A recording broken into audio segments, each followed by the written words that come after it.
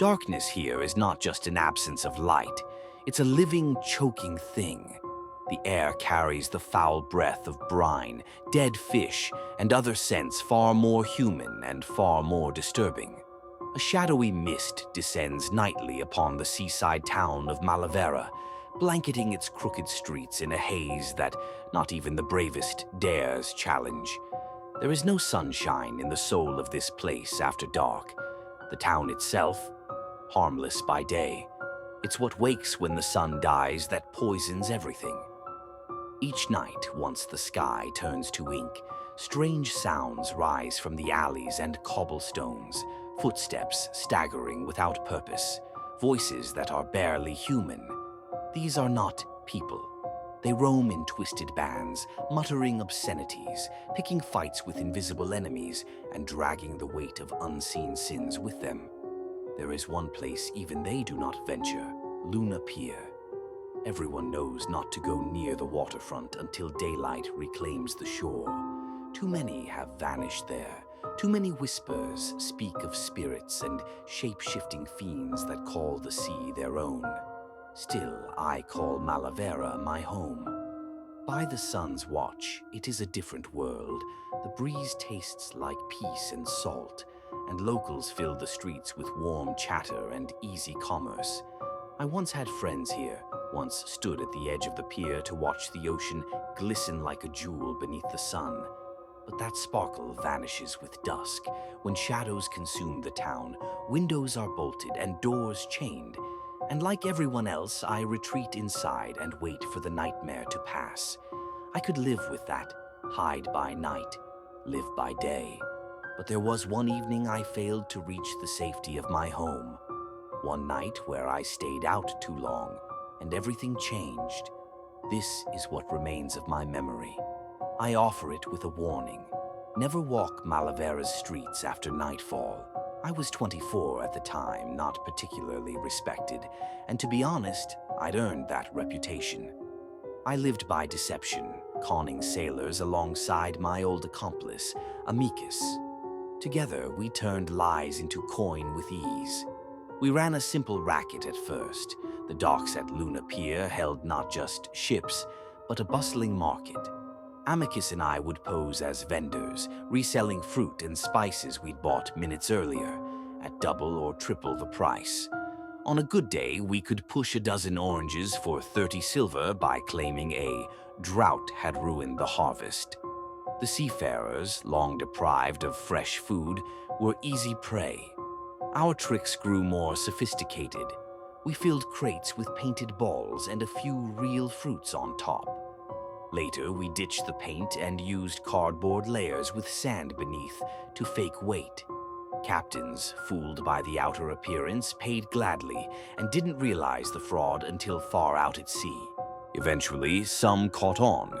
Those who returned in fury found us long gone, and we always waited days, sometimes weeks, before resurfacing. It was a smooth operation until the night it all fell apart. We were selling a rigged crate of fruit when a delivery boy from the original vendor recognized the oranges and shouted our scam for all to hear. The captain we were tricking hesitated and might have still paid us, until the boy insulted Amicus, called his face dishonest. That small jab set Amicus off. He tried to grab the boy but dropped the crate, which split open and spilled our deceit. Oranges, painted spheres, and sand. The captain's face went red with fury. He reached for his blade. Rain began to fall, and we ran, sailors cursing behind us, market guards giving chase, whistles screaming through the storm. Somehow, amid the chaos, we made it into an alley. We thought we were safe until we heard boots pounding behind us. The captain hadn't stopped. He was still coming. At the alley's end, a carriage blocked our escape. Amicus, taller and stronger, pulled himself atop the carriage and escaped over the other side. He looked back at me with a flicker of regret, then disappeared. I was trapped. But then a guard blew his whistle behind the captain. He turned, distracted, and in that moment I saw the carriage door open. A man in a black hood peeked out, perhaps the driver. I didn't wait. I shoved him aside, leapt through the carriage, and spilled out the opposite side, falling into the mud. Behind me, the driver snapped the reins and the horses bolted. I fled into the streets alone. I called for Amicus, but the storm had swallowed him whole. Wind screamed like a banshee, and debris began flying through the alleys. Water crept up over my ankles, soaking my boots. I was on the wrong side of town. My house was miles away. I tried shop doors for shelter. All were closed. It was too late. No decent place remained open. Shivering and soaked, I finally slumped down in a narrow alley and waited. Time lost all meaning. My body was soaked, my teeth chattered, and even my breath emerged in clouds. When the rain finally stopped, I staggered to my feet and peeked at the sky. I wish I hadn't. The moon stared down at me, a bloated, dying thing cloaked in gray. Stars glistened like nails in a coffin lid. I laughed. I laughed until my throat hurt. I had not seen stars in Malavira in years. I had never wanted to. A memory clawed its way up. Months earlier, while safe at home, I had heard a man run through the streets at night, screaming, banging on doors. "I'm not one of them. Please, let me in." He came to my door. I crouched behind my desk, terrified. He pounded again, screaming for help. Then, silence. A scream. Then a howl. Then a soft whimper. The next morning, only a tattered jacket remained in the street. People stepped over it without noticing. Was that to be me? I had no choice. I had to cross the city. I couldn't stay put. Something would find me. I kept to the middle of the street. Alleys felt worse now, but even then the dark seemed alive. And then I saw my first creature. He was impossibly tall. His black coat trailed behind him like smoke. His eyes were pits and his smile revealed yellow, ancient teeth. For a moment I thought he floated. I hurried past. At the end of the block, I dared to look back. He was gone, but what waited ahead was worse. The street was lined with creatures, some human-shaped, some not. They muttered in strange languages, stood in tight circles, or stared into nothing. The smell of rot filled the air. I tried to remain unnoticed. One circle of pale people whispered words like oblivion, crystal, catalyst. They fell silent as I approached. Another figure lay slumped in a doorway, face hidden under a hood.